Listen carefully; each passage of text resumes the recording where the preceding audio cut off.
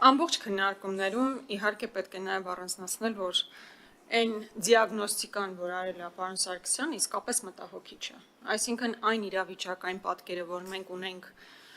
բանակում, իսկապես մտահոգիչ է, բայց արդյոք սա է լուծումը այդ խնդիրներին։ Ես վստահ եմ, որ ոչ, սա լուծում չէ խնդիրներին, ընդհակառակը մեր խնդիրները միայն ավելանալու են այս օրենքի ընդունումով պայմանավորված։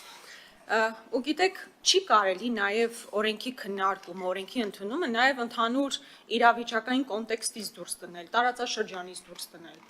Այսօր, երբ մենք այս քննարկումն իրականացնում ենք, մեր հարևան երկրում պատերազմական փաստացի իրավիճակ է։ Այսինքն մենք հասկանում ենք, որ ցանկացած փուլում, ցանկացած վայրկյան նույնիսկ, ցանկացած րոպե մենք կարող ենք առերեսվել հերթական հարձակման, հերթական պատերազմական իրավիճակին։ Արդյոք այս պայմաններում, արդյոք այս համատեքստում է, որ նման ճիշտ է, որ նման քննարկումներ տեղի ունենան, որոնք ես վստահ եմ, որ նաև բարոյահոգեբանական իրավիճակը լուրջ ստեղծելու բանակում, որն արդեն իսկ լավ չի գործող բարոյահոգեբանական վիճակը մեր բանակում, բայց կտրուկ վատացնելու է, որովհետև իսկապես ստացվել է, որ բանակում ծառայում են մարդիկ, ովքեր ի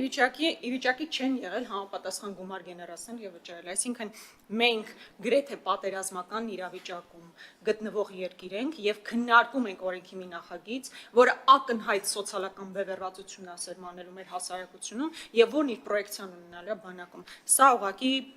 շատ վտանգավոր տենդենցիա, որ ես տեսնում եմ։ Հաջորդ հարցը, սահմանադրականության հետ կապված հարցը։ Նորից երևի պետքա կարդալ Սահմանադրության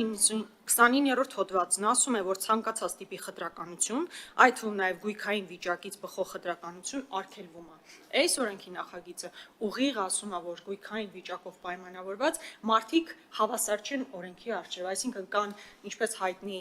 գրքում ագրված, կան հավասար մարդիկ օրենքի առջև եւ կան ավելի հավասարներ։ Հիմա մենք ունենալու ենք ավելի հավասարների հասարակություն, դա էլ հերիք չի, Պաշտպանության նախարարությունն ասում է այդ ավելի հավասարների միջև մի հատ էլ մենք կորոշենք ով է ավելի հավասար։ Սա ես կարծում եմ շատ լուրջ տեղ է տանում, հատկապես հաշվի առնելով, որ ոչ մի կոռուպցիոն խողովակ փակված չի։ Եկեք այս հարցը մի քիչ բացեմ եւ սրանով ավարտեմ։ Տեսեք, երբ որ Պաշտպանության նախարարությունն ասում է մենք քվոտավորելու ենք,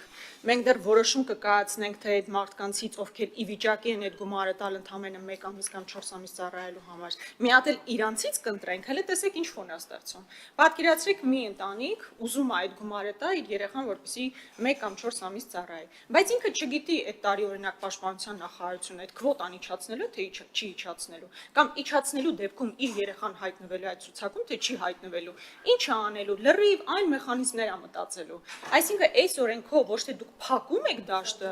ընդհակառակը 24 միլիոնը նույնիսկ կարա ավելի շատանա, այսպես աճուրդային տրամաբանությամբ աճելու է։